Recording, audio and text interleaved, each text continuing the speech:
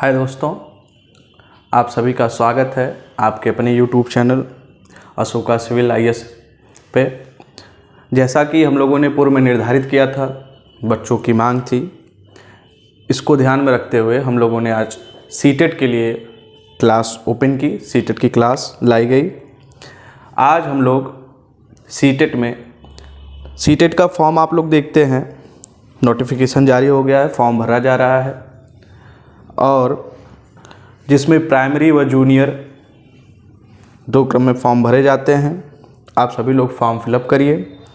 इसमें कुछ महत्वपूर्ण बातें हैं, महत्वपूर्ण बिंदु है जिस पे हम चर्चा कर लेते हैं फॉर्म में नोटिफिकेशन को लेकर। जो भी स्टूडेंट इस परीक्षा को देना चाहते हैं, इस परीक्षा में सम्मिलित होना चाहते हैं, वह जिन्होंने बीएड में इस वर्ष एडमिशन लिया हो या बीटीसी में एडमिशन लिया हो, डीएलएड में, वे छात्र भी इस परीक्षा में सम्मिलित हो सकते हैं। ये परीक्षा पहले ऑफलाइन कराई जाती थी, फिर हम देखा कि बीच में परीक्षाएं ऑनलाइन होने लगीं और फिर ऑफलाइन परीक्षाएं कराई जाती हैं। जितना जल्द से जल्द आप लोग फॉर्म भरेंगे, उतनी जल्द से जल्द आपको आपके नज़दीकी सेंटर मिलेगा, आपको नज़दीकी परीक्षा केंद्र मिलेंगे। इसलिए जल्द से जल्द आप लोग इसका फॉर्म भर लीजिए। आज हम लोग देखेंगे कि सीटेट में सीडीपी का क्या रोल है, सीडीपी कितने नंबर की आती है। तो आप लोग देखेंगे कि जूनियर में एवं प्राथमिक दोनों में 30 नंबर की आती है। हमारा टारगेट है कि 30 में 30, हम यह टारगेट बना के पढ़ेंगे कि 30 में 30 का टारगेट बना के इसको पढ़ा जाएगा। सीटीबी में क्या महत्वपूर्ण बिंदु हैं, कौन कौन से टॉपिक हैं जिनको हमें पढ़ना है, जिससे हमें नंबर आते हैं, नंबर गेन करने हैं, इसको देखा जाएगा। आप सभी लोग जो भी सीटेट के विद्यार्थी हैं, ज़्यादा से ज़्यादा लोग जुड़िए, पढ़िए और शेयर करिए। आइए देखते हैं क्या हमको पढ़ना है। ये है विषय सूची जो हमें पढ़ना है सीटेट में। क्या है वो सूची, आइए देखते हैं। पहला जो पढ़ते हैं, हम देखते हैं, वो है वृद्धि एवं विकास। पहली चीज़ जो हम पढ़ेंगे, वृद्धि व विकास के बारे में पढ़ेंगे। ग्रोथ एंड डेवलपमेंट पढ़ेंगे। क्या है ग्रोथ, क्या है डेवलपमेंट, क्या दोनों में समानताएं हैं, असामान्यताएं हैं, और यहाँ से प्रश्न कैसे बनते हैं, इसके बारे में भी हम जानेंगे। दूसरा है वृद्धि। विकास मैंने कहा चैप्टर है ग्रोथ एंड डेवलपमेंट, फिर वृद्धि क्या होती है, विकास क्या होता है, यह जानेंगे। और व्यक्तिगत विभिन्नताएं, क्या पढ़ा जाएगा, व्यक्तिगत विभिन्नताएं। क्या है व्यक्तिगत विभिन्नताएं, इसको जाना जाएगा। फिर हम लोग देखेंगे कॉन्सेप्ट ऑफ IQ देखेंगे। क्या है कॉन्सेप्ट ऑफ IQ, और इसमें मैंने कुछ चीज़ें छोड़ दी थी। स्टेज ऑफ डेवलपमेंट, विकास के चरण पढ़ेंगे हम लोग। क्या पढ़ेंगे, तीसरी टॉपिक हम देखते हैं क्या है, प्रिंसिपल ऑफ डेवलपमेंट। विकास के सिद्धांत क्या हैं, किसने किसने दिए विकास के सिद्धांत। बहुत सारे बाल मनोवैज्ञानिक हैं जिनके बारे में हम जानेंगे। उन बाल मनोवैज्ञानिकों के द्वारा क्या क्या सिद्धांत दिए गए हैं जो परीक्षा में पूछते हैं, उसको हम समझेंगे। जैसे आप प्याजे, वाइगोस्की, इन मनोवैज्ञानिकों से बहुत ज़्यादा प्रश्न पूछे जाते हैं, आप देखेंगे। पूर्व के जो प्रीवियस ईयर के पेपर हैं उसको भी हम लोग सॉल्व करेंगे, समझेंगे कहाँ से प्रश्न आते हैं। तो हमने कहा कि प्रिंसिपल ऑफ डेवलपमेंट यानी विकास के सिद्धांत, विकास का सिद्धांत या विकास के सिद्धांत, जिसको हम लोग जानेंगे। अगला है प्रिंसिपल ऑफ डायरेक्शन, मतलब दिशा का सिद्धांत, कैसे किस दिशा में बढ़ती है डेवलपमेंट। विकास एक दिशीय है, कैसी है, कैसे विकास होता है, इसके बारे में, यानी प्रिंसिपल ऑफ डायरेक्शन, दिशा का सिद्धांत देखेंगे। इसके पक्ष में क्या है दिशा के सिद्धांत, दिशा का सिद्धांत जानेंगे। और नेक्स्ट व्यक्तिगत विभिन्नताएं, इंडिविजुअल डिफरेंसेस क्या होते हैं। जब हम देखते हैं अपने समाज में, क्या सभी लोग एक जैसे हैं? सब में विकास के चरण एक जैसे होते हैं? हाँ, विकास के चरण क्रमिक होते हैं क्या, लेकिन ग्रोथ एक जैसी होती है? बिल्कुल नहीं। क्या लंबाई सबकी समान बढ़ती है? नहीं बढ़ती। तो क्या है, क्या वो विभिन्नताएं हैं, इसके बारे में चर्चा की जाएगी, देखा जाएगा यहाँ से प्रश्न कैसे बनते हैं, इसको देखा जाएगा। यानी व्यक्तिगत विभिन्नताओं की बात की जाएगी, इंडिविजुअल डिफरेंसेस क्या होते हैं, व्यक्तिगत विभिन्नताओं का आधार क्या होता है, बेसिस ऑफ इंडिविजुअल डिफरेंस क्या होता है, यह जाना जाएगा कि क्या आधार है जिससे व्यक्तिगत विभिन्नताएं आती हैं। और हमें पढ़ना है मोटिवेशन, पढ़ना है मोटिवेशन। मोटिवेशन क्या होता है? अंतः प्रेरणा, जो अंत प्रेरणा होती है उसको क्या कहते हैं? मोटिवेशन। इसमें मैस्लो के आवश्यकता अनुसार अनुक्रम सिद्धांत देखेंगे हम। अब्राहम मैस्लो नीड हर्ची, तो मैस्लो को आवश्यकता अनुक्रम सिद्धांत क्या था, इसको देखेंगे। और जो महत्वपूर्ण है वो देखेंगे कॉन्सेप्ट ऑफ आईक्यू, क्या है कॉन्सेप्ट ऑफ आईक्यू, क्या है उसको देखा जाएगा।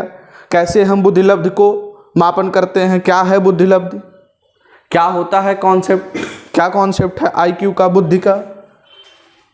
बहुबुद्धि क्या होती है, क्या बुद्धि एक जैसी होती है, इसके बारे में देखा जाएगा।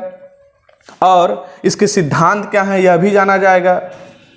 अगला है सृजनात्मकता और बुद्धि, क्रिएटिविटी एंड इंटेलिजेंस क्या होता है, सृजनात्मकता और बुद्धि क्या होती है, क्या यह दोनों चीजें एक हैं या दोनों भिन्न भिन्न हैं, कैसे एक दूसरे से भिन्नता रखती हैं, क्या होता है सृजनात्मक, क्या बच्चा केवल बुद्धि वाला हो। तो हम जब सीडीपी बाल मनोविज्ञान की बात कर रहे हैं, बाल विकास मनोविज्ञान की बात कर रहे हैं, अर्थात हम बालक के सर्वांगीण विकास की बात कर रहे हैं एवं उसको प्रभावित करने वाले सारे कारकों को हम लोग इसमें पढ़ेंगे, जिनसे एग्जाम की दृष्टि से महत्वपूर्ण है। जो C TET, UP TET, S TET, अन्य शिक्षक भर्ती, चाहे डीएसएसबी हो, चाहे केवी हो, केवीएस हो, सबके लिए यह बहुत ही महत्वपूर्ण है। देखते हैं आगे, प्रतिभाशाली बच्चे कितने प्रकार के होते हैं, गिफ्टेड चिल्ड्रन क्या होते हैं देखेंगे, उनके प्रकार देखेंगे। और इमोशनल इंटेलिजेंस देखेंगे। बुद्धि में मैंने कहा कि कितने प्रकार की बुद्धि होती है, अभी मैंने बताया कॉन्सेप्ट ऑफ आईक्यू जब देखेंगे तो उसमें देखेंगे हम लोग इमोशनल इंटेलिजेंस क्या होती है। और फिर कॉग्निशन एंड इमोशन देखेंगे, संज्ञान एवं संवेग देखेंगे। और बहुबुद्धि का सिद्धांत, थ्योरी ऑफ मल्टीपल इंटेलिजेंस क्या होता है, मैंने बताया आपको कि बहुबुद्धि सिद्धांत देखा जाएगा, इस पे बातें की जाएंगी। इसके बाद त्रिबुद्धि सिद्धांत देखा जाएगा।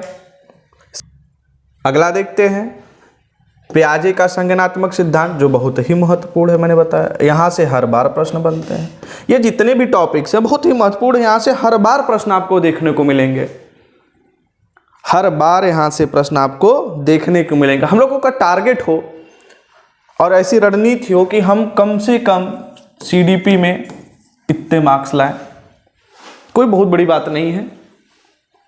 इसके पूर्व में हमारी ऑफलाइन बैचेज में कुछ बच्चियों के द्वारा ये नंबर लाए गए हैं, तो कोई बहुत ऐसा नहीं कि बहुत असंभव कार्य है, इम्पॉसिबल नहीं। इसके पूर्व हमारी ऑफलाइन कक्षाओं में बच्चों ने ये स्कोर किया है, तो हम पूरे ईमानदारी के साथ, पूरे लगन के साथ, दृढ़ इच्छा शक्ति के साथ कार्य करेंगे, सीखेंगे और जरूर से जरूर सीडीपी में 30 से 30 नंबर ले आएंगे। आगे देखते हैं, एलिमेंट्स हैं, प्रोसेस ऑफ इक्विलिब्रियम संतुलन के क्या सिद्धांत है, प्रोसेस ऑफ एडॉप्शन क्या है, अनुकूलन की प्रक्रिया क्या है, और कोहलबर्ग का नैतिक विकास का सिद्धांत क्या है। यह बहुत ही महत्वपूर्ण है। कोहलबर्ग के नैतिक सिद्धांत क्या है, theory of Kohlberg moral development क्या होता है, उसके बारे में जानेंगे। समावेशी शिक्षा क्या होती है, इंक्लूसिव एजुकेशन क्या होता है, समावेशी शिक्षा के बारे में बात की जाएगी। डिसेबिलिटी जो होती है, कितने प्रकार की टाइप ऑफ डिसेबिलिटी है, इससे प्रश्न हर बार देखने को मिलता है, हर बार यह मिलता है और यह पूछा जाता है यह कैसी अक्षमता है बच्चों में, यह कौन सी अक्षमता है। तो हम पढ़ेंगे अक्षमता के प्रकार, टाइप ऑफ डिसेबिलिटी जानेंगे, और अधिगम में अक्षमता के प्रकार कैसे, सीखने में क्या है, बच्चा कहाँ सीखने में अक्षमता महसूस करा, क्या डिसेबिलिटी है। तो यानी कि टाइप्स ऑफ लर्निंग डिसेबिलिटीज क्या है, सीखने में जो होता है वह अधिगम में क्षमता के क्या, अक्षमता के क्या प्रकार हैं वो जानेंगे। और मैंने यहाँ पे कहा प्रतिभाशाली बच्चे क्या होते हैं उसके बारे में जानेंगे। RTE एक्ट 2009 में क्या आया उसके बारे में जानेंगे। RTE एक्ट 2009 क्या था इसके बारे में जानेंगे। अगला प्रश्न है समाजीकरण के बारे में जानेंगे। सोशलाइजेशन क्या है, बच्चे का समाजीकरण कैसे होता है, यह जानेंगे। और जो सबसे बड़ी बात है, जो सबसे बड़ा उद्देश्य होता है वह यह है कि बाल केंद्रित शिक्षा होनी चाहिए, चाइल्ड सेंट्रल्ड एजुकेशन होना चाहिए। इस पे बहुत ही ज्यादा जोर दिया जाता है। रोके थे क्या, रोक दीजिए फिर। तो शिक्षा कैसी होनी चाहिए, बाल केंद्रित होनी चाहिए। देखिए सीटेट का एक जो सिलेबस है, पाठ्यक्रम है, वो देखते हम कि बहुत ज़्यादा बदलाव नहीं करता है खुद में। पाठ्यक्रम परंपरागत है, लगातार चल रहा है, कंटिन्यूअस है वो बिल्कुल। तो बहुत ही मेहनत की ज़रूरत नहीं है। अगर हम ठीक से प्रीवियस ईयर के पेपर भी कर लेते हैं। देखिए सीटेट की तैयारी करने से पूर्व आप सभी लोग एक बार प्रीवियस ईयर का पेपर जरूर देखें, समझें। कुछ प्रश्न ऐसे हैं जिसको अगर यदि हम समझें किस आधार पे, बाल केंद्रित शिक्षा पे, मतलब बच्चे को अगर केंद्र में रख के समझा जाए तो उसका उत्तर देना बहुत ही आसान है। जैसे प्रश्न के उत्तर में देखा जाए कि बच्चा सबसे ज्यादा सक्रिय कहाँ है। अगर शिक्षा पूछ रहा है, शिक्षण शास्त्र से पूछ रहा है, तो बच्चा जिस शिक्षण में सबसे ज्यादा एक्टिव है वो उत्तर सही होगा। क्योंकि हम प्राइमरी की बात कर रहे हैं, 1 से 5th, 6 to 8 की बात कर रहे हैं। यहाँ बच्चे के मन को समझना बहुत जरूरी है। अर्थात यह शिक्षा कैसी हो, बाल केंद्रित हो, यह शिक्षा ज्ञान केंद्रित न हो कि ज़्यादा से ज़्यादा रट्टा करवाना, ज्ञान दिलवाना या दंड देना, पुरस्कार देना, ऐसी शिक्षा जरूरी नहीं। और यदि हम या आप एक अच्छा बेहतर शिक्षक बनना चाहते हैं तो हमें बच्चे के मन को समझना पड़ेगा।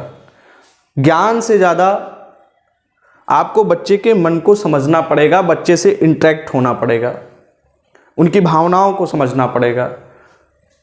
जब उसका हम सम्मान करेंगे, ऐसी शिक्षा का तब निर्माण करेंगे तो वह शिक्षा क्या कहलाएगी, बाल केंद्रित शिक्षा कहलाएगी। रटने पे जोर नहीं देना हमको। तो कैसी शिक्षा हो, बाल केंद्रित शिक्षा पढ़ा जाएगा। फिर भाषा देखा जाएगा, लैंग्वेज। फिर जेंडर की बात की जाएगी। फिर ब्लूम टैक्सोनॉमी क्या है वह जाना जाएगा। थर्नडाइक महोदय ने क्या कहा, ट्रायल एंड एरर थ्योरी क्या होती है, ट्रायल एंड एरर थ्योरी क्या होती है, प्रयास एवं त्रुटि के क्या सिद्धांत हैं वह हम लोग जानेंगे।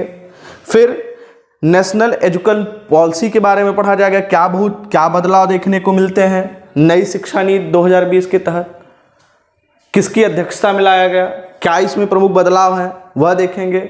और 21st सेंचुरी स्किल्स क्या हैं उसको जानेंगे। और मेटाकॉग्निशन जानेंगे कि परासंज्ञान क्या है। ये आपके CDP का पाठ्यक्रम है जहां से प्रश्न बनते हैं।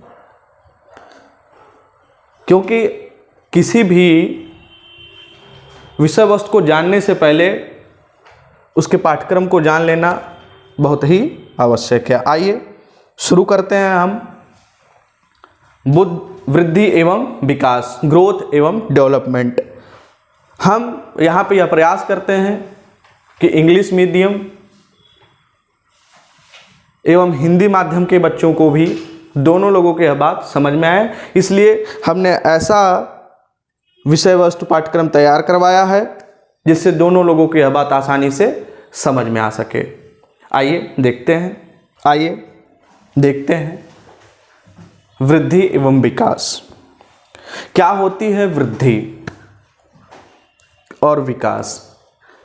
सुनने में लगता है कि एक ही है, वृद्धि विकास तो एक ही जैसा है ना, वृद्धि है विकास है, नहीं, दोनों में क्या अंतर है आइए जानते हैं, पढ़ते हैं, देखते हैं। वृद्धि यानी ग्रोथ, ग्रोथ क्या है, वृद्धि एवं ग्रोथ देखते हैं। तो कह रहा है कि when our body structure or shape starts growing this known as growth.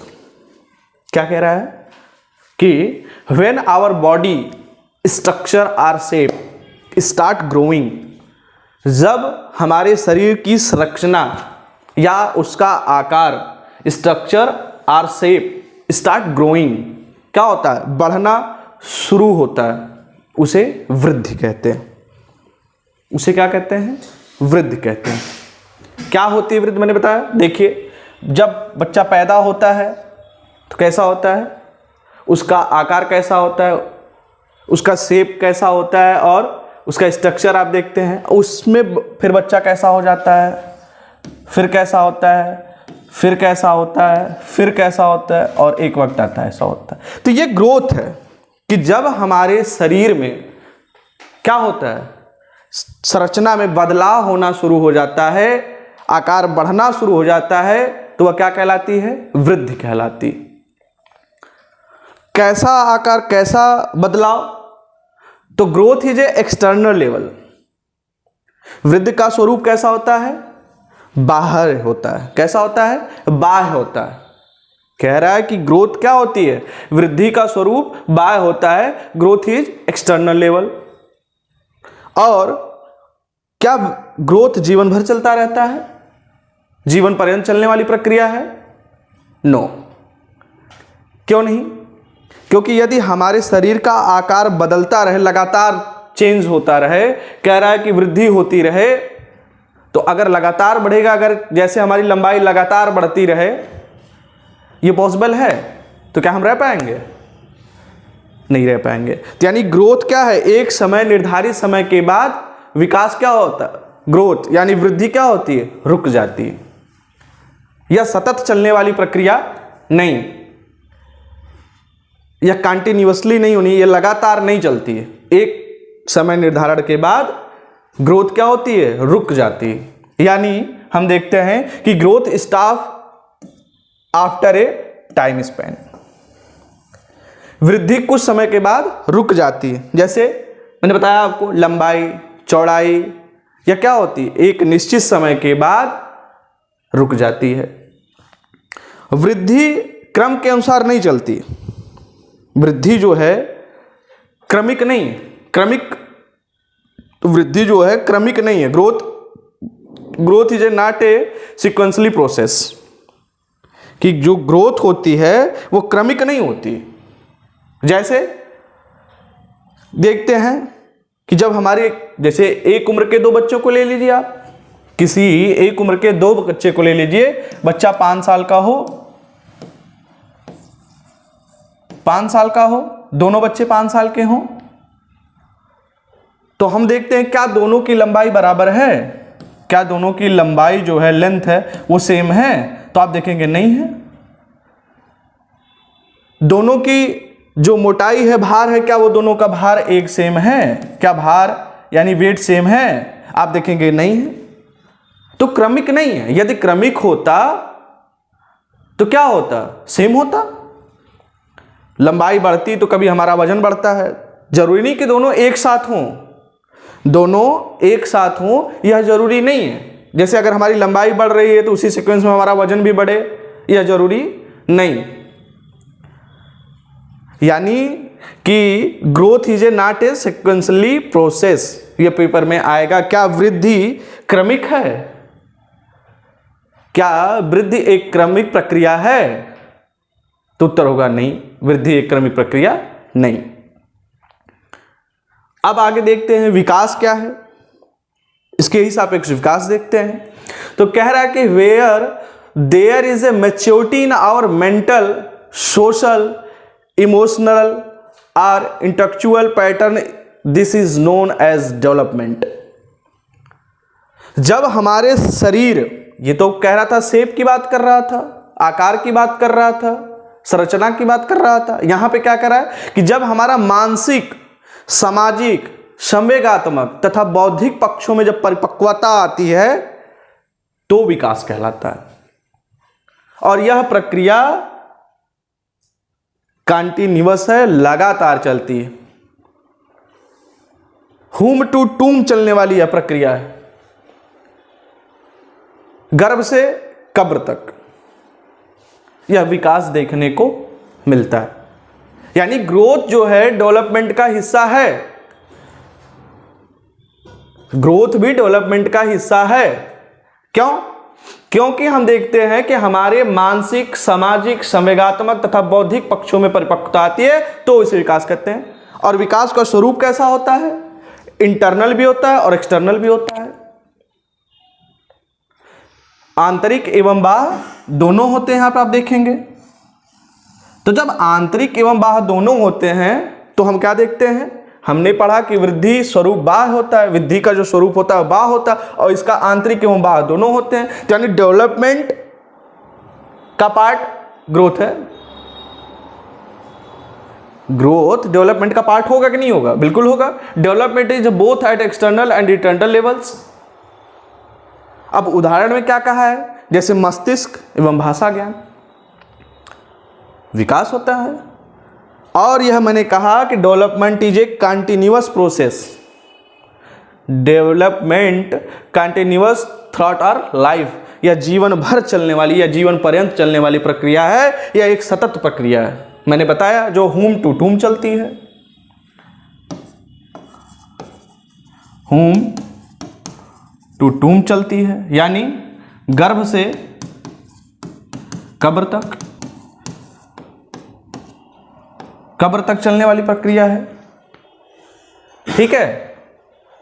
अब आगे देखते हैं। विकास में एक निश्चित क्रम होता है, और यह इसका क्रम निश्चित था क्या? सीक्वेंसली थी? नहीं थी। और इसमें क्या है? विकास में निश्चित क्रम होता है। उदाहरण स्वरूप क्या देखेंगे हम? हमें अपना जितना विकास करना है उतना हो जाता है। मानसिक विकास, सामाजिक विकास, जितना हम चाहेंगे उतना ही होगा।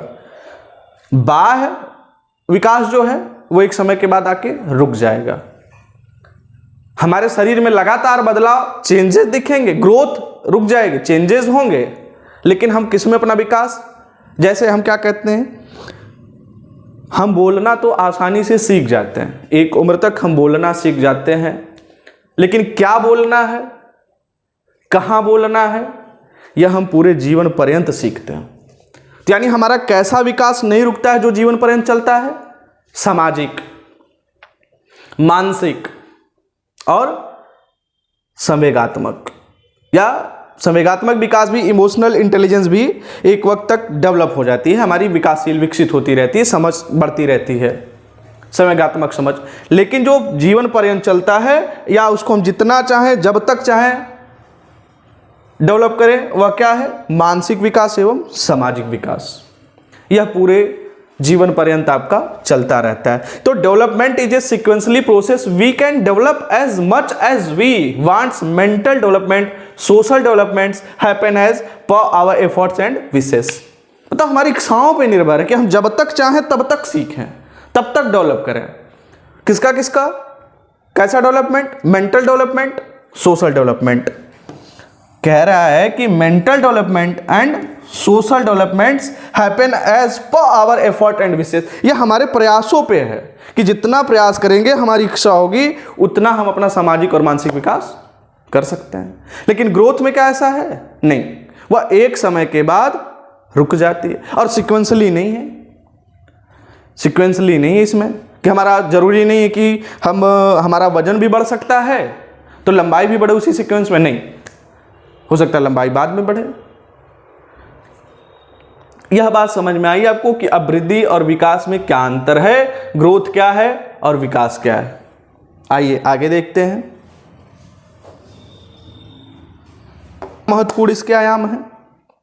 देखते हैं कि वृद्धि का मापन किया जा सकता है।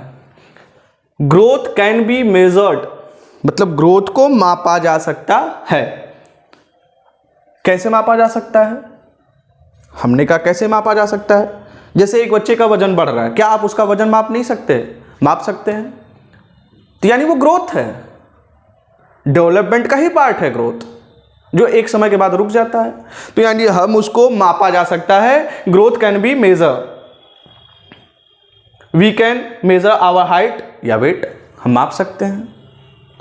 लेकिन क्या किसी व्यक्ति के आप सामाजिक विकास को मान सकते? क्या कोई पैमाना है उसके लिए? ठीक है, मान सकते हैं कि वह व्यक्ति बहुत ही असामाजिक है।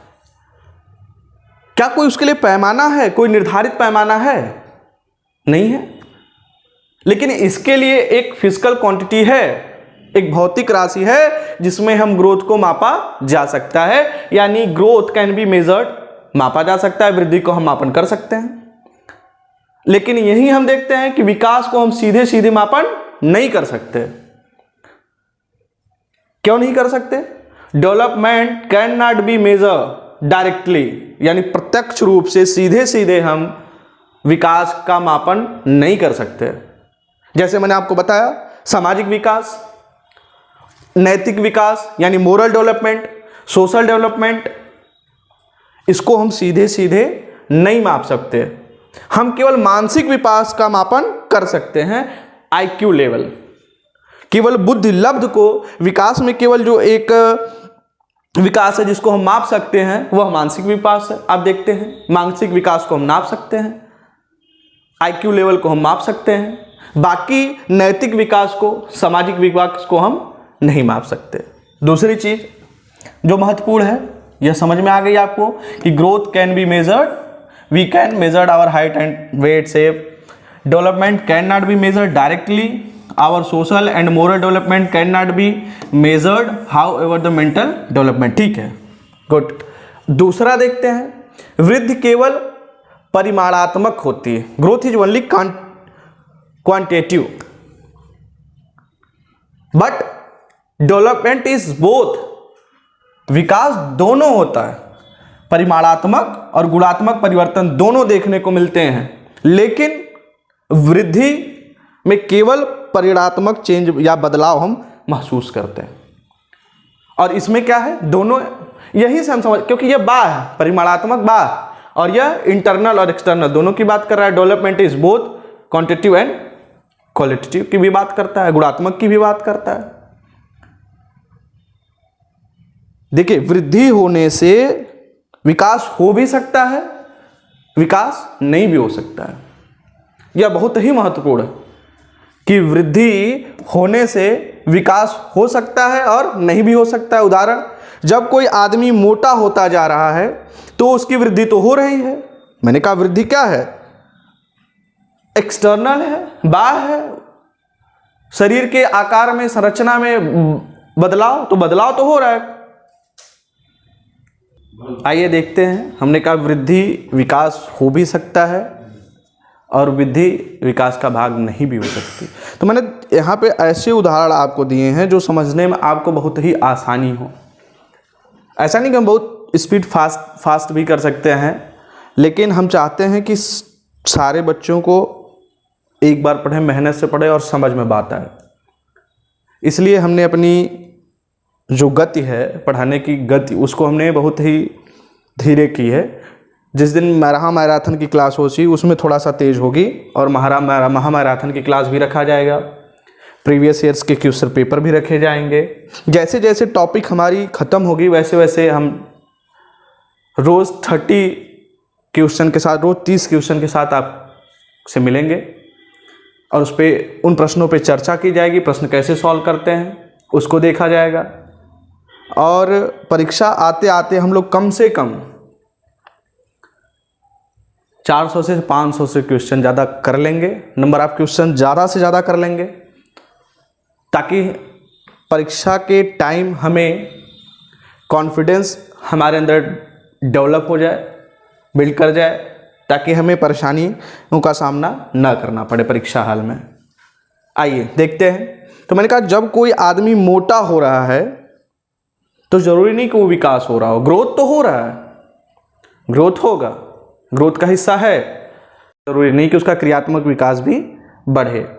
यानी because of growth there may be or not may be development, हो भी सकता है नहीं भी हो सकता है। Example for when a person is gaining weight it is not a necessary that is IQ is also increasing, जरूरी नहीं कि उसका IQ लेवल भी बढ़ रहा हो उसकी मोटापा के साथ। यानी मैंने क्या कहा कि वृद्धि होना, विकास हो भी सकता है, विकास नहीं भी हो सकता है। आइए डेवलपमेंट में देखते हैं। विकास वृद्धि के बिना भी संभव, क्योंकि कुछ व्यक्तियों का आकार, ऊंचाई या भार नहीं बढ़ता, परंतु उसमें नैतिक विकास, सामाजिक विकास, बौद्धिक विकास अवश्य होता है। पे आप देखेंगे तो बिल्कुल इसका ऑपोजिट है। क्या है कि विकास वृद्धि के बिना भी संभव है। यहां पे जो डेवलपमेंट है होगी वह वृद्धि के बिना होगी, जरूरी नहीं कि वृद्धि हो, ग्रोथ हो तभी विकास हो। और यहां पे हो सकता है, नहीं हो सकता, लेकिन यहां पे नहीं भी होगा तो भी संभव। कैसे संभव नहीं, कैसे संभव है?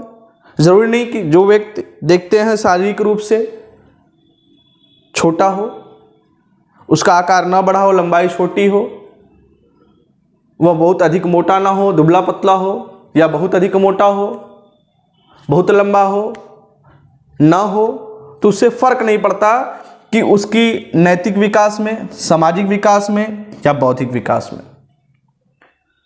तो development is possible without growth. मैंने कहा कि development is a possible without growth. Also some people may not grow in shape, height, weight, but there is a development in their moral, social domain. Moral और social domain में वो develop करेंगे, जरूरी नहीं है। समझ गए माइन्यूट अंतर क्या है? यहां पे क्या है, गुणात्मक भी है, परिमाणात्मक है कि ग्रोथ क्या है, परिमाणात्मक है। ग्रोथ को हम माप सकते हैं, इसको हम सीधे सीधे मेजर नहीं करते हैं। Development can not be measured directly, growth can be measured. ठीक है, development is both quantitative and quantitative, दोनों रूप में विकासात्मक और परिमाणात्मक, गुणात्मक दोनों आपको परिवर्तन देखने को मिलते हैं। वृद्धि में केवल परिमाणात्मक देखने को मिलते हैं। कैसे होते हैं यह हमने देखा। वृद्धि विकास हो सकता है, नहीं भी हो सकता है, यह हमने जाना। विकास वृद्धि के बिना भी संभव, development is possible without growth. Also some peoples may not grow in, किस डोमेन में हम देखते हैं, social domain and moral domain में देखते हैं कि विकास हो सकता है, development is possible without growth. ठीक है, आइए आगे देखते हैं कि परिपक्वता क्या होती है। तो हम देखते हैं कि आनुवांशिक विन्यास के पूर्व निर्धारित रूप से प्रकट होने की जो प्रक्रिया होती है वह क्या कहलाती है? प्रोसेस ऑफ मैच्योरेशन कहलाती है। क्या कहलाती है? और यह सबसे बड़ी बात जो यहां से प्रश्न मिलता है, जो प्रश्न बनता है, वो हम देखते हैं कि यह हेरिडिटी से रिलेटेड होता है। यानी maturity is highly related to heredity. यहां से अगर हम देखते हैं, कह रहा है कि आनुवांशिक विन्यास जो जेनेटिक डिस्क्रिमिनेशन होता है कि पूर्व निर्धारित रूप में प्रकट होने को प्रोसेस को मैच्योरेशन कहते हैं। यानी यहां पे यह हेरिडिटी से क्या होता है? आनुवांशिक की बात किया तो maturity is highly related to heredity. परिपक्वता जो है किससे रिलेट करती है? हेरिडिटी से, आनुवांशिकता से। और बड़े होने पर मैच्योरिटी आती है। बड़े होने पर देखा जाता है कि धीरे धीरे धीरे धीरे मैच्योरिटी आती है। लेकिन इसमें बहुत बड़ा जो कारक है जो प्रभावित करता है परिपक्वता को, वह क्या है? हेरिडिटी, आनुवांशिकता। आनुवांशिकता बहुत बड़ा कारक है जो मैच्योरिटी को प्रभावित करती है। आइए अब देखते हैं कि विकास के क्या आयाम है। डेवलपमेंट यानी डोमेन ऑफ डेवलपमेंट, विकास के आयाम को देखते हैं, समझते हैं। अभी तक हम लोगों ने ग्रोथ डेवलपमेंट देखा, अब डेवलपमेंट को देखते हैं क्या है, विकास क्या है। विकास बहुआयामी और मल्टी डायरेक्शन होता है। कितनी बड़ी बात की, विकास बहुआयामी यानी multi dimensional and multi direction. जो विकास होता है वह बहुआयामी होता है और बहुदिशीय होता है। और क्या क्या होता है, कैसे होता है, इसमें क्या प्रमुख है। विकास को दो भागों में बांटा जाता है, वह क्या है, बहुआयामी है और मल्टी डायरेक्शन होता है। क्या है, शारीरिक विकास, फिजिकल डेवलपमेंट। क्या क्या चीज़ें फिजिकल डेवलपमेंट में आती हैं, और गत्यात्मक विकास यानी मोटर डेवलपमेंट। शारीरिक विकास, मानसिक विकास, सामाजिक विकास, नैतिक विकास, यह सब विकास के चरण थे। अब हम देखते हैं कि शारीरिक विकास में देखते हैं गत्यात्मक विकास यानी मोटर डेवलपमेंट। क्या होता है मोटर डेवलपमेंट? यह एक तरह से बालक के शारीरिक विकास से जुड़ा है। मोटर डेवलपमेंट किससे जुड़ा है? बालक के शारीरिक विकास से जुड़ा है। और यह मसल्स, हड्डियों की क्षमता और उन पर कंट्रोल से संबंधित होता है। यानी गत्यात्मक विकास में क्या होता है, हड्डियां, मसल्स की जो क्षमताएं होती हैं उन पर कंट्रोल से संबंधित होता है गत्यात्मक विकास। जब मोटर डेवलपमेंट हम देखते हैं तो मोटर डेवलपमेंट किससे रिलेट करता है? बच्चे के शारीरिक विकास से। और उसमें क्या होता है, मसल्स एवं हड्डियों, जैसे जहाँ पे बच्चा चल रहा है, चलना आरंभ करता है, तो सबसे ज़्यादा वो किस पे उसका जोर लग रहा है, बल लगाता है।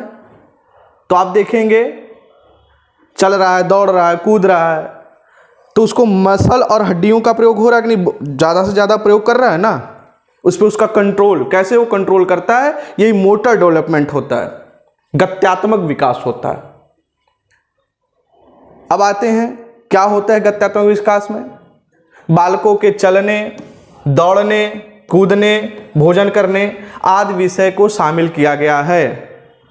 क्या किया गया है? चलन रहा हो बच्चा, दौड़ रहा हो, कूद रहा हो, भोजन कर रहा हो, तो क्या वो मसल्स और हड्डियों का प्रयोग कर रहा है? कर रहा है, बिल्कुल कर रहा है।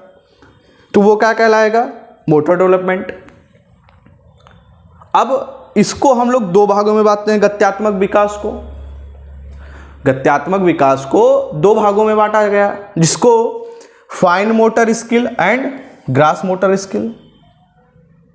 फाइन मोटर स्किल एवं ग्रास मोटर स्किल, इसके नाम से ही देखो, fine motor skill and grass motor skill. क्या होती है fine motor skill and grass motor skill? जिसमें मसल्स का कम उपयोग होता है, कम यूजेज होता है, वह क्या कहलाती है? Fine motor skill. एक ऐसी दक्षता हो बच्चे में जिसमें वो मसल्स का कम प्रयोग कर रहा है। बच्चा जब राइट कर रहा हो, बच्चा जब आर्ट बना रहा हो, ऐसी स्किल, बच्चा जब गाना सुन रहा हो, जब बच्चा गाना गुनगुना रहा हो, यह सब क्या कर रहा है बच्चा?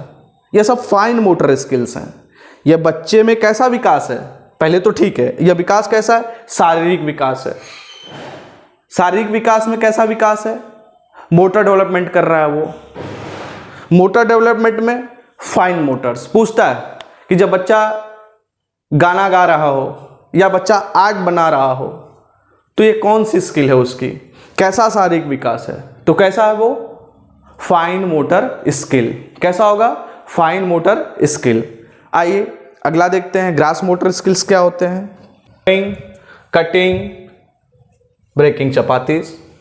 यानी जब बच्चा खाना खा रहा हो, रोटी तोड़ रहा, देखो यहाँ समझने के लिए बहुत ही इजी, राइटिंग कर रहा हो, क्या वो मसल्स का यूज कर रहा है? ज़्यादा मसल्स का यूज हो रहा है? नहीं हो रहा है। जब वो कलर कर रहा है, क्या मसल्स यूज हो रहे हैं? ज़्यादा से ज़्यादा उसके मसल्स यूज हो रहे हैं? नहीं हो रहे हैं। तो फाइन, समझिए इसके नाम से ये fine motor skills and gross motor skills. तो कटिंग कर रहा हो और ब्रेकिंग चपातीज, तो ऐसे सिचुएशन जब भी आएंगे तो यह क्या कहलाएंगे? गत्यात्मक विकास है, गत्यात्मक विकास के अंतर्गत फाइन मोटर स्किल। अगला देखते हैं ग्रास मोटर स्किल्स में क्या आते हैं। इसमें जिस कार्य को करने में बच्चा ज़्यादा से ज़्यादा मसल्स का प्रयोग करता है, इसमें मसल्स का ज़्यादा यूज होता है, वो क्या कहलाता है, grass motor skill. Swimming, jumping, running, इसमें आप देखेंगे उसकी एनर्जी ज़्यादा वेस्ट होती, मसल्स का प्रयोग ज़्यादा वो करता है। तो जिसमें मसल्स का यूज अधिक होता है वो कैसा गत्यात्मक विकास है, ग्रास मोटर स्किल्स है। और जिसमें मसल्स का कम यूज है वो फाइन मोटर स्किल्स है। और हम एक इसके अंतर्गत पढ़ रहे हैं, फिजिकल डेवलपमेंट में पढ़ रहे हैं, गत्यात्मक विकास में पढ़ रहे हैं, शारीरिक विकास के अंतर्गत गत्यात्मक विकास में पढ़ रहे हैं। अब दूसरा डेवलपमेंट आते हैं, मानसिक विकास या संज्ञानात्मक विकास कहते हैं इसको, सामाजिक विकास, सोशल डेवलपमेंट, संवैगिक विकास, इमोशनल डेवलपमेंट, नैतिक विकास, मोरल डेवलपमेंट, भाषा विकास, लैंग्वेज डेवलपमेंट। कितने प्रकार के विकास के बारे में हमने बात की आपसे, शारीरिक विकास, अभी हमने किस किस विकास की बात की आपने देखा, शारीरिक विकास, मानसिक विकास, सामाजिक विकास, सांवेगिक विकास, नैतिक विकास, भाषा विकास। ये उसके क्या हैं, आयाम है विकास के, ये सारे क्या है विकास के आयाम। ठीक है, क्या सिद्धांत है इसको जानते हैं, बाल विकास के सिद्धांत क्या है, प्रिंसिपल ऑफ चाइल्ड डेवलपमेंट क्या है। अभी तक हम लोगों ने ग्रोथ और डेवलपमेंट को पढ़ा। अब आगे देखते हैं कि बाल विकास के सिद्धांत क्या है, इसको जानते हैं। तो पहला जो सिद्धांत है वो कहता है समान प्रतिपाल का सिद्धांत। प्रिंसिपल ऑफ सिमिलर पैटर्न क्या होता है, देखते हैं प्रिंसिपल ऑफ सिमिलर पैटर्न क्या होता है। इसके अनुसार प्रत्येक जात अपनी जात के अनुरूप के विकास के प्रतिमान का अनुसरण करती है। कह रहा है कि समान, प्रिंसिपल ऑफ सिमिलर पैटर्न, समान प्रतिमान का सिद्धांत क्या कहता है, जब सिमिलर पैटर्न मतलब कि इसके अनुसार जो है प्रत्येक जाति, चाहे वो मनुष्य हो या जीव जंतु को ले लिया जाए, तो उसमें देखते हैं कि अपने जात के अनुरूप विकास के प्रतिमान का अनुसरण करते हैं। जैसे मानव, हाथी, यहाँ पे देखते हैं मनुष्य, अपने जो इसके कुछ प्रतिमान हैं, डेवलपमेंट के कुछ अपने प्रतिमान हैं। यह सिद्धांत कहता है कि प्रिंसिपल ऑफ सिमिलर पैटर्न, कि जब भी मानव का जो विकास का क्रम होगा, वह मानव जैसे दो जातियां हैं तो हर जाति अपने विकास के अपने पैटर्न को क्या करती है, फॉलो करती है, अनुसरण करती है। जिसमें हम मानव को देखते हैं कि कैसे कैसे बड़ा होता है, पैदा होता है, फिर बड़ा होता है, फिर कैसे कैसे उसके अंदर विकास होते हैं, कब संवैज्ञानिक विकास होते हैं, कब इमोशनल इंटेलिजेंस उसके अंदर आते हैं, कब मोरल आते हैं। और पशुओं में देखते हैं, जैसे हाथी को ले लीजिए कि जन्म के बाद क्या होगा, उसके बाद क्या होगा, कब वो सीखेगा, भोजन के रूप में क्या क्या ग्रहण करता है। तो यह चीज़ें क्या है कि प्रत्येक जो जातियां होती हैं वह अपने अनुरूप, अपनी जात के अनुरूप विकास के प्रतिमान को अनुसरण करती हैं, और यही उसका है कि principle of similar pattern. Second क्या कहता है कि प्रिंसिपल ऑफ डायरेक्शन की बात करता है। विकास का दिशा का सिद्धांत क्या होता है, प्रिंसिपल ऑफ डायरेक्शन। अभी हमने आपको दिया था प्रिंसिपल ऑफ डायरेक्शन, बताया हमेशा विकास की दिशा सिर से पैर की तरफ होती है, हेड टू टो होती है, हेड टू टो होती है। देखते हैं कैसी होती है, सिर से पैर की तरफ, सिर से पैर की तरफ होती है। यह भी प्रश्न बनते हैं, हेड टू टो। जो विकास की दिशा के सिद्धांत हैं, हमारा विकास की दिशा सिर से पैर की तरफ होता है। क्या होता है, हेड टू टो। दूसरा, इसे मस्काधुमुखी भी कहते हैं। दूसरी तरफ जब हमारे विकास का क्रम मध्य से बाहर की ओर शुरू हो जाता है तो यह इसे समीप दूराभिमुख भी कहलाता है। अतः कह सकते हैं कि विकास क्या होता है, क्रमिक होता है, जिसके आधार पर यह कहा जा सकता है कि विकास क्या होता है, क्रमिक होता है। यानी क्या होता है, मध्य से बाहर की तरफ, सेंट्रल से बाहर की तरफ होता है विकास। सिर से पैर की तरफ, जिसको सिरोपादमुखी कहते हैं, और केंद्र से बाहर की तरफ, जिसे दूरभिमुख कहते हैं।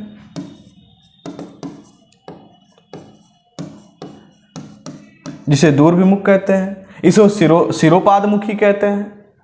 दो प्रकार के हमने बताया कि विकास के सिद्धांत जो होते हैं, प्रिंसिपल ऑफ डायरेक्शन, दिशा का जो सिद्धांत है वह कहता है कि हमारा विकास सिर से पैर की तरफ होता है, जिसे सिरोपादमुखी कहते हैं, और दूसरा क्या होता है, केंद्र से बाहर की तरफ होता है, जिसे दूरभिमुख कहते हैं। अतः कह सकते हैं कि हमारा विकास क्या होता है, क्रमिक होता है। ठीक है, अगला देखते हैं क्या है विकास का सिद्धांत। कहता है कि निरंतरता का सिद्धांत, प्रिंसिपल ऑफ कॉन्टिन्यूटी, कि निरंतर विकास चल रहा है। मैंने बताया निरंतरता का विकास का सिद्धांत क्या कहता है, कैसे कहता है कि निरंतरता से विकास करते हैं, क्योंकि विकास कभी न रुकने वाली प्रक्रिया है। मैंने आपको बताया कि यह कंटिन्यूअस है, यह कभी रुकने वाली प्रक्रिया नहीं है, यह जीवन पर्यंत चलती है। इसकी यह है कि इसकी गति मंद व तेज हो सकती है। विकास की गति कभी तेज कभी मंद हो सकती है, परंतु, और मैंने कहा यह मां के गर्भ से मृत्यु तक चलती है, जो मैंने बताया होम टू टूम,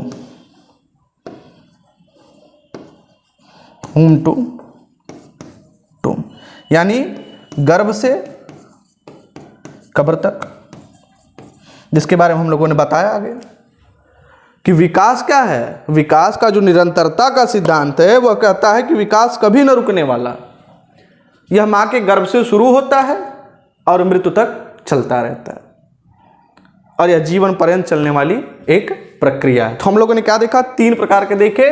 पहला कहता है समान प्रतिमान का सिद्धांत है, प्रिंसिपल ऑफ सिमिलर पैटर्न है। दूसरा कहता है प्रिंसिपल ऑफ डायरेक्शन, और तीसरा कहता है प्रिंसिपल ऑफ कंटिन्यूटी। तीनों चीजों को हम लोगों ने समझा। आगे देखते हैं, नेक्स्ट देख लीजिए, फिगर के माध्यम से हमने समझाने की कोशिश की है कि हेड टू क्या होता है, टो, हेड टू टो कैसा विकास हो रहा है आप देखेंगे, हेड टू टो, यहां से विकास शुरू हो रहा है, हेड टू टो। अब मैंने कहा केंद्र से बाहर की तरफ, केंद्र से बाहर की तरफ आप देखेंगे तो केंद्र से बाहर की तरफ यह देख लीजिए, केंद्र से कैसा हो रहा है, बाहर की तरफ, जिसे केंद्राभिमुख या दूरभिमुख कहते हैं, इसको सिरोपादमुख कहते हैं, इसको हेड टू टो, अभी आप लोगों ने सुना हेड टू टो, और यह केंद्र से बाहर की तरफ हो रहा है। समझ गए? आइए अगला नेक्स्ट देखते हैं। अगला सिद्धांत क्या कहता है विकास का, सामान्य से विशिष्ट की तरफ। यह बहुत ही महत्वपूर्ण है, इसको समझिए। सिंपल टू कॉम्प्लेक्स, सामान्य से विशिष्ट की तरफ। हम कैसे जाते हैं, सामान्य से विशिष्ट की तरफ। क्या होता है सामान्य की विशिष्ट तरफ कैसे जाते हैं कि principle of general to specific response, सामान्य से विशिष्ट की तरफ। हमेशा जब विकास का सिद्धांत होगा, विकास जाएंगे तो हम किधर की तरफ जाएंगे, सामान्य से। हम देखते हैं कि सामान्य से विशिष्ट की तरफ होंगे, सामान्य से विशिष्ट की तरफ की ओर विकास होता है। आगे इस पे प्रश्न भी बनते हैं, हम देखते हैं आगे इस पे आप देखेंगे प्रश्न भी बनेंगे इन सिद्धांतों से, उस पे बात की जाएगी आगे। यानी हमारा विकास सदैव सदैव कैसा होता है, सामान्य से विशिष्ट क्रियाओं की ओर चलता है, न कि विशिष्ट से सामान्य। यह बहुत ही महत्वपूर्ण है, न कि विशिष्ट से सामान्य। हमेशा कैसा चलेगा, सामान्य से विशिष्ट की तरफ, न कि विशिष्ट से सामान्य की तरफ। ठीक है, आइए, जैसे उठना, बैठना, चलना, दौड़ना। क्या कभी आपने देखा है कि बच्चा दौड़ रहा हो, इसके बाद फिर वो उठना शुरू करता है? भाई दौड़ना विशिष्ट है। भाई अब उठने के सापेक्ष में अगर बात की जाए कि बच्चा, एक मिनट रुकिए देखते हैं, जैसे बच्चा चल रहा, चल रहा है मतलब अभी वो चल नहीं पा रहा है, रेंग रहा है, और फिर वो क्या दौड़ता है। तो यह उठना या चलने से बैठना, मान लो बैठना शुरू कर रहा है बच्चा, मान लीजिए कि बैठना शुरू कर रहा है, और बैठने के साथ वह फिर क्या शुरू करता है, चलना। तो यह विशिष्ट है और यह सामान्य। ऐसी प्रक्रिया नहीं देखने को मिलेगी बच्चा चल रहा है फिर बैठ रहा है, यह नहीं देखने को मिलेगा आपको, या उठ रहा है, उठना शुरू कर रहा है अभी। तो यह प्रक्रिया है कि बच्चा पहले देखते हैं अपनी भाषा बोलता रहता है, क्या बोल रहा है समझ में नहीं आता है, उसके बाद धीरे धीरे एक आध शब्द बोलता है, फिर उन शब्दों को 2 शब्द मिला के बोलता है। तो सामान्य से विशिष्ट की तरह, ऐसा नहीं कि बच्चा बोलने लगा और फिर वो बैक आ रहा है, फिर एक शब्द सीख रहा है, फिर उससे नीचे आ रहा है, फिर धीरे धीरे, ऐसा तो नहीं है। यानी विकास हमेशा सामान्य से विशिष्ट की तरफ होता है, न कि विशिष्ट से सामान्य की तरफ। आइए अगला देखते हैं क्या है development principle, principle of development. पूर्वानुमान का सिद्धांत, प्रिंसिपल ऑफ प्रेडिक्टेबिलिटी। क्या है प्रेडिक्टेबिलिटी, क्या होता है पूर्वानुमान?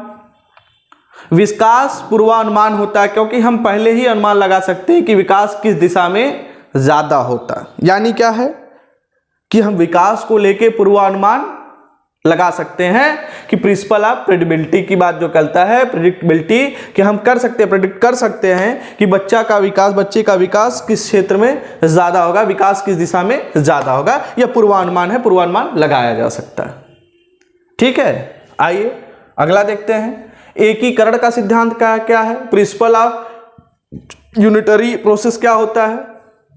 बच्चों में एक एकीकरण का गुण होता है। जब हम किसी एक काम को करने के लिए अपने हाथों पैरों को एक साथ मिला के काम करते हैं तो वो क्या कहलाता है? एकीकरण कहलाता है। बच्चों में एकीकरण का गुण पाया जाता है जब हम किसी एक काम को करने के लिए अपने हाथ पैरों को एक साथ मिलाकर काम करते हैं तो क्या कहलाता है? एकीकरण कहलाता है। अगला देखते हैं, यह भी महत्वपूर्ण है, बिल्कुल महत्वपूर्ण है, इससे प्रश्न बनते हैं। इस सिद्धांत से यह जितने भी सिद्धांत थे 1 से 5 इससे कम बनते हैं लेकिन फिर भी बनते हैं। व्यक्तिगत भिन्नता का सिद्धांत क्या कहता है? प्रिंसिपल ऑफ इंडिविजुअल डिफरेंसेस क्या कहते हैं? कि बच्चों का विकास व्यक्तिगत विभिन्नता के अनुसार चलता है। किसी में विकास की गति तेज तो किसी में कम। मैंने इसको बहुत पहले ही आपको बताया कि एक ही आयु वर्ग के बच्चे हों उनमें आपको विभिन्नताएं दिखाई देंगी। मतलब विकास एक साथ नहीं चलता है, हो सकता है किसी में तेज हो, हाँ किसी में कम हो। मैंने विकास की जो गति होगी वह क्या होगी? तीव्र व मंद हो सकती है, तीव्र एवं मंद होगी, यानी विकास की प्रक्रिया तीव्र एवं मंद होगी। वही बात कह रहा है कि क्या कहलाता है? बच्चों में विकास में इंडिविजुअल डिफरेंस देखने को मिलते हैं।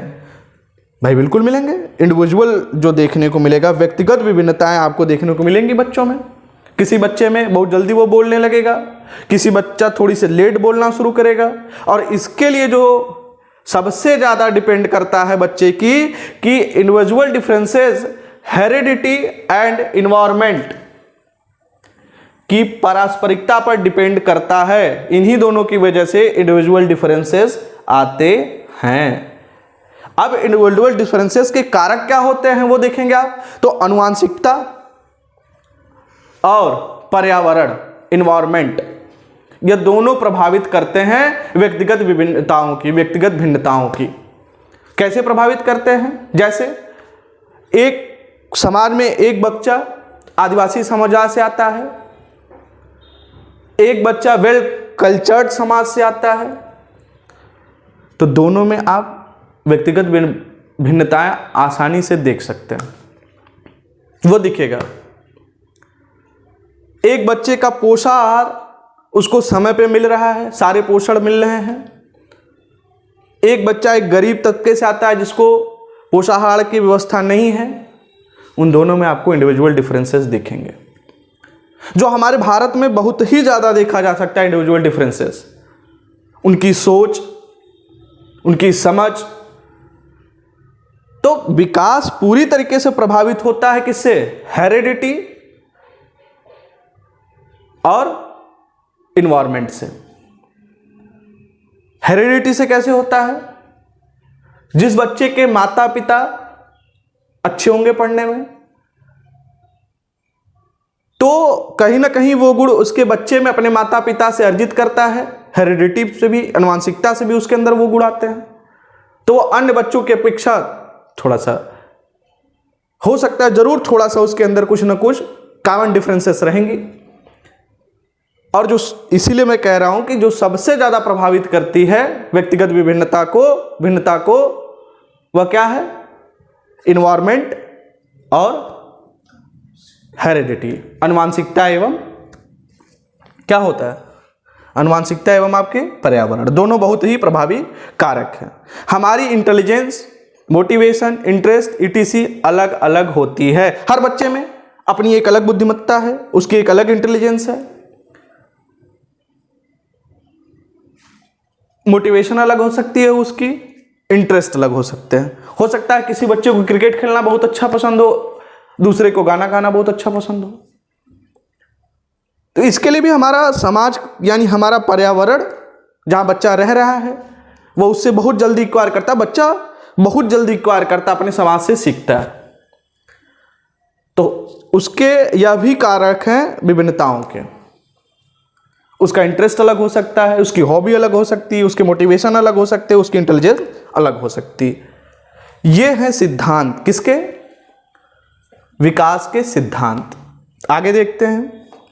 वर्तुलाकार बनाम रेखीय प्रगति का सिद्धांत कह रहा है कि principle of spiral versus linear advancement. क्या होती है?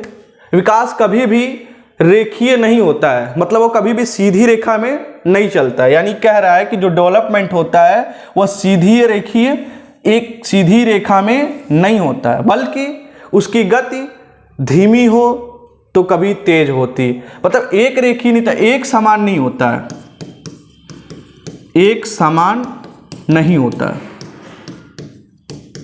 कैसा होता है? कभी उसकी गति धीमी हो जाएगी, कभी तेज हो जाएगी, मतलब एक समान नहीं होगा। कैसा होगा? गति या तो धीमी होगी तो कभी तेज होती, यानी कभी भी एक समान नहीं होती। अब कह रहा है कि प्रिंसिपल ऑफ इंटर डेवलपमेंट क्या होता है। जहां पे हम देखते हैं प्रिंसिपल ऑफ इंटर डेवलपमेंट, शारीरिक, बौद्धिक, संवेगात्मक, सामाजिक और अन्य प्रकार के जो विकास होते हैं वे एक दूसरे से क्या करते हैं? इंटरसेक्ट करते हैं, यानी एक दूसरे से अंतर संबंधित होते हैं, परस्पर निर्भर करते हैं। कैसे करते हैं? आइए इस पे बात करते हैं। इंटर रिलेट करते हैं एक दूसरे को। कह रहा है कि अंतर संबंधित विकास सिद्धांत प्रिंसिपल ऑफ इंटर डेवलपमेंट क्या होते हैं? कि मतलब सारे विकास के जो आयाम हैं कहीं ना कहीं एक दूसरे से क्या करते हैं? इंटर रिलेट करते हैं। कैसे करते हैं? आइए बात करते हैं। शारीरिक, बौद्धिक, संवैधानिक, सामाजिक। बिल्कुल, यदि बच्चा शारीरिक रूप से अक्षम हो तो क्या वो समाज में वही स्थान बना पाएगा? क्या सामाजिक विकास उसका ऐसे ही हो पाएगा? बच्चा चल नहीं पाता, वो घर से बाहर नहीं निकल पाएगा, समाज से वो कोरिलेट नहीं करेगा, तो क्या सामाजिक विकास उसके अंतर्गत वो हो पाएगा जो एक दूसरे बच्चे के अंदर हो रहा होगा? नहीं होगा। तो सारे विकास एक दूसरे से क्या करते हैं? इंटर रिलेट करते हैं, एक दूसरे पर निर्भर हैं, अंतर संबंधित हैं। समझिए कि सारे विकास के जितने भी आयाम हैं वे सभी एक दूसरे से क्या करेंगे? इंटर रिलेट करेंगे, अंतर संबंधित है, एक दूसरे पे निर्भर है। यही यह कहता है, यह सिद्धांत कहता है कि प्रिंसिपल ऑफ इनर डेवलपमेंट, कि सभी जितने भी आयाम हैं डेवलपमेंट डोमेन वो सभी एक दूसरे से क्या करते हैं? इंटर रिलेट करते हैं, एक दूसरे से अंतर संबंध रखते हैं। यह है, अब तक हम लोगों ने क्या पढ़ा? सब 9 सिद्धांत पढ़े। किसके? विकास के हम लोगों ने 9 सिद्धांत पढ़े। विकास के सब 9 सिद्धांत हम लोगों ने जाना। ये है प्रिंसिपल ऑफ डेवलपमेंट। यहां से हर बार प्रश्न बनते हैं, हर बार बनते हैं, चाहे वो जूनियर की परीक्षा हो, चाहे वो प्राथमिक की हो, DSSB की हो, केवीएस की हो, एनवीएस की हो, सेंट्रल की अन्य शिक्षक भर्ती में विकास के सिद्धांत से, principle of direction, principal of development से हर बार प्रश्न बनते हैं। अब आगे हम देखते हैं बाल विकास की अवस्थाएं, स्टेज ऑफ चाइल्ड डेवलपमेंट। अब बाल विकास की अवस्थाएं कैसे होती हैं, कौन कौन सी अवस्थाएं होती हैं स्टेज ऑफ चाइल्ड डेवलपमेंट। तो मतलब बच्चे का विकास कैसे होता है, उसकी कौन कौन सी अवस्थाएं होती, इसको हम देखते हैं। यहां देखते हैं बच्चा पहले क्या होता है, प्रसव पूर्व अपनी मां के गर्भ में आता है, गर्भ में पलता है। वह स्टेजेस क्या कहलाती है, प्रसव पूर्व, प्रीनेटल स्टेज। वह अवस्था क्या होती है, 9 महीने से या 280 दिन। यह बहुत ही महत्वपूर्ण। बाल विकास की अवस्थाएं, स्टेज ऑफ चाइल्ड डेवलपमेंट क्या होता है, वह देखिए, यह अवस्था माता के गर्भाधान से शुरू होता है। यानी प्रसव पूर्व अवस्था में क्या कितने महीने का बच्चा होता है, 9 महीने से लेके 280 दिन। ये मंथ है।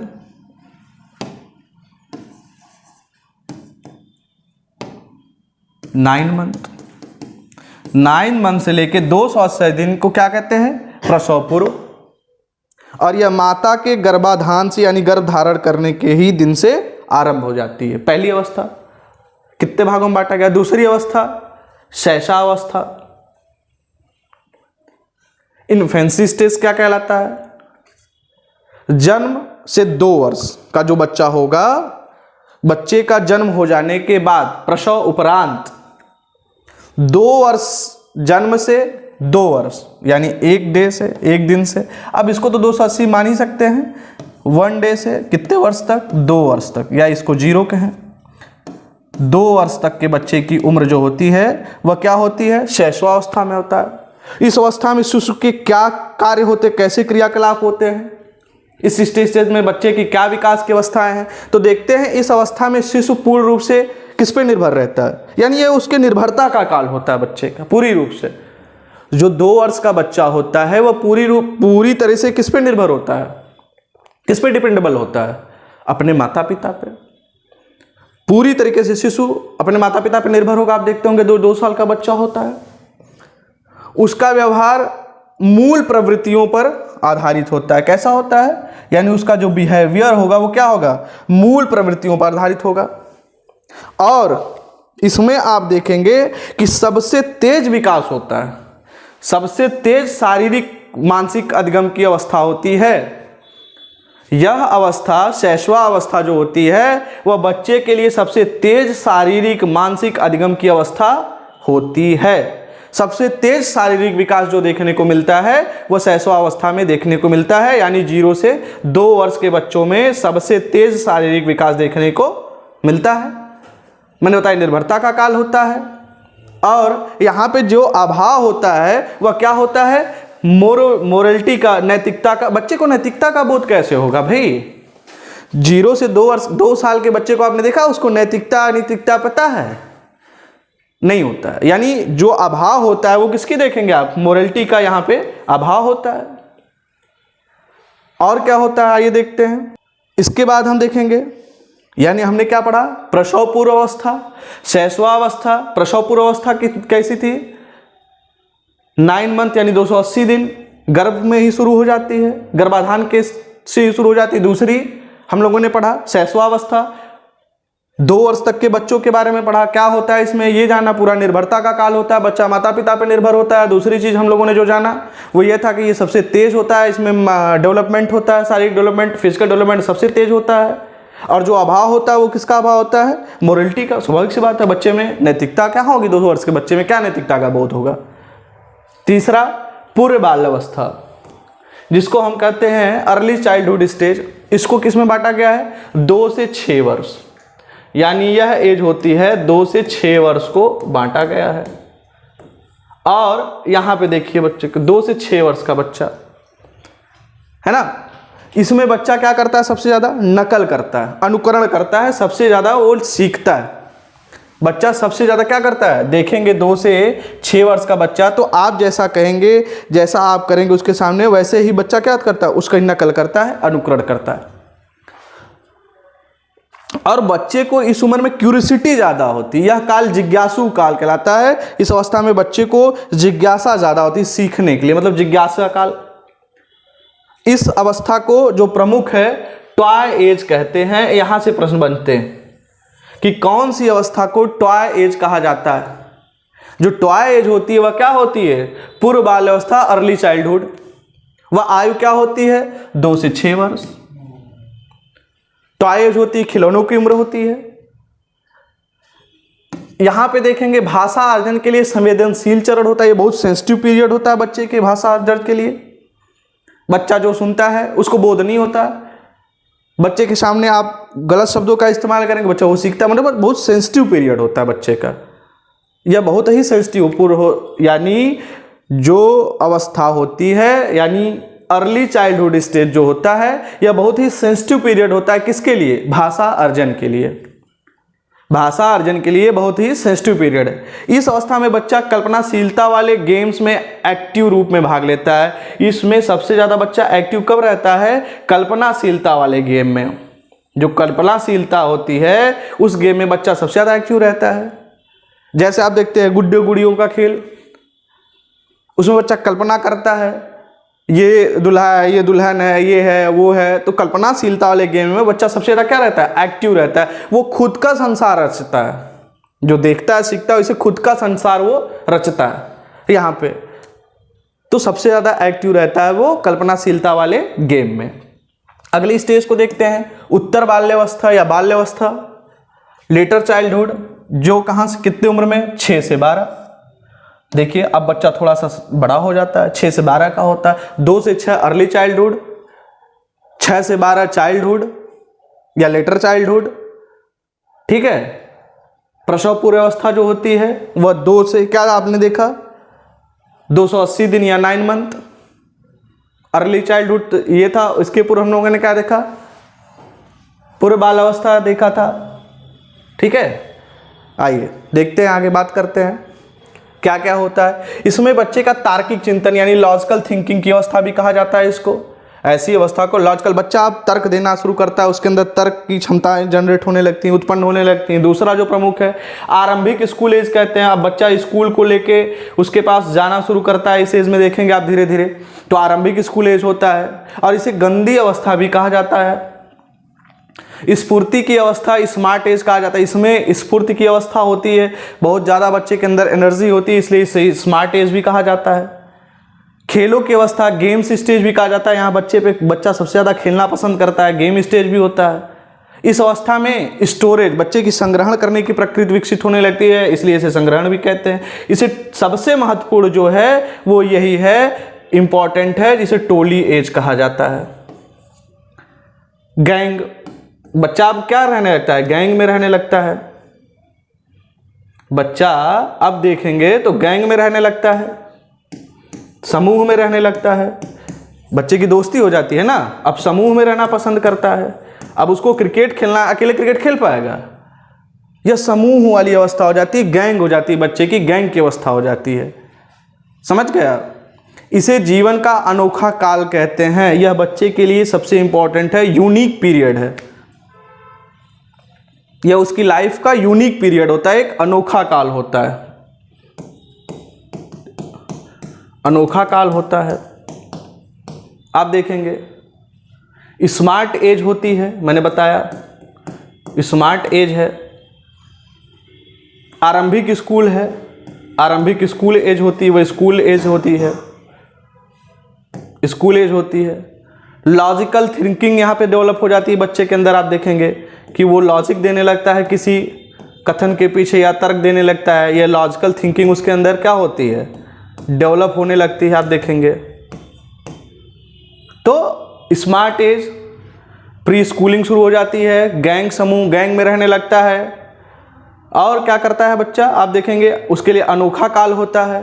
और क्या होता है, लॉजिकल होता है, और लॉजिकल थिंकिंग डेवलप होने लगती है। और यूनिक पीरियड होता है, मैंने बताया, इसी को बताया यूनिक पीरियड होता है। इसके बाद क्या आता है, किशोरा अवस्था। इसके बाद क्या आता है, किशोरावस्था को देख लेते हैं। क्या उम्र होती है किशोरावस्था में, देखते हैं 12 से 13 वर्ष। अब देखेंगे तो बच्चा कॉलेज में रहता है, 12 से 13 वर्ष बांटते हैं इसको। यह जीवन का सबसे कठिन काल होता है। बच्चा जब उलझ जाता है, पहली बार उलझता है, कठिन काल माना जाता है इसको। आप देखेंगे कि ये बच्चे का सबसे कठिन काल होता है। इसे जो सबसे महत्वपूर्ण कहा जाता है, संघर्षों का समय, तनाव, आंधी तूफान और उलझने की अवस्था होती है। यह बहुत ही महत्वपूर्ण, जहाँ तनाव आता है बच्चे के अंदर, आंधी तूफान की तरह होता है, उलझन की अवस्था आती है बच्चे में। ठीक है, बच्चे का यह एज क्या होती है, ज्वार भाटा आती है, उनकी भावनाओं की ज्वार भाटा आती है, आंधी तूफान आने लगती है, जहाँ पे वो क्या करता है, खुद को उलझन महसूस करने लगता है। यह संघर्षों से भरा काल होता है उसके लिए, स्ट्रेस भी आते हैं उसके जीवन में। ये ऐसा जीवन काल है या ऐसी अवस्था है जहाँ पे बच्चे को क्या है, आप देखेंगे तनाव महसूस करता है। और जो सबसे बड़ी बात है कि वो विषम लिंगी आकर्षण होना शुरू हो जाता है उस बच्चे के अंतर्गत। जो सबसे प्रमुख देखने को मिलता है कि विषम लिंगी आकर्षण उसके अंदर शुरू हो जाता है बच्चे के अंदर। और इस अवस्था को गोल्डन एज कहा जाता है। आप देखेंगे इस अवस्था को गोल्डन एज कहा जाता है। गोल्डन एज, यह क्या होता है, गोल्डन एज होती है, स्वर्ण काल बच्चों का होता है। इस अवस्था में हीरो वर्शिप की भावना होती है, वीर पूजा होती है ना, बच्चे को हीरोइज्म आता है, नायकवादी सिद्धांत, वो खुद को नायक समझने लगता है। वो समझता है कि मैं बहुत बड़ा नायक, हीरोइज्म उसके अंदर डेवलप होता है, क्योंकि भाई विषमलिंगी उसके पास आकर्षण शुरू हो जाता है, तो वो अपने आप को हीरो साबित करने में रहता है विषमलिंगी। इसलिए ये बहुत ही स्वर्णिम काल कहा जाता है। इस काल को देखेंगे, इस अवस्था को, इसमें बच्चा हीरो वर्शिप करता है। और जो सबसे बड़ी बात है, इस अवस्था में बच्चा अमूर्त चिंतन शुरू कर देता है, अब्स्ट्रैक्ट थिंकिंग उसके अंदर डेवलप हो जाती है। यह महत्वपूर्ण, यह तीन बहुत, ये जो चार हैं यह बहुत ही महत्वपूर्ण, यहां से प्रश्न हर बार बनते हैं। ठीक है, अब आती है बुद्धि। इसके लिए हम लोग कल अगली क्लास में बुद्धि के बारे में जानेंगे। क्या होती है इंटेलिजेंस, इसके बारे में पढ़ा जाएगा, समझा जाएगा। तब तक के लिए आप सभी लोग सीटेट के लिए ज़्यादा से ज़्यादा इस क्लास को शेयर करिए, लाइक्स करिए, लोगों तक भेजिए और कमेंट करिए। धन्यवाद।